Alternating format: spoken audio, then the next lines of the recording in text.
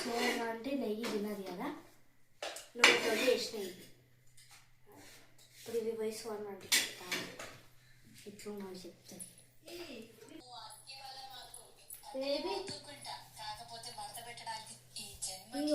ఏంటి బేబీ? భక్షాలు చేసిన. వాయమ్మో నా కోసమే. నెయ్యి తినావు కదా, అందుకనే నూనెతో చేసినావా? దానికి కొంచెం పెడతా. నువ్వు తిను. కష్టపడి సూపర్ ఉన్నాయి, బాగున్నాయి. నీకు ఈ ఐడియా ఎట్లా వచ్చింది?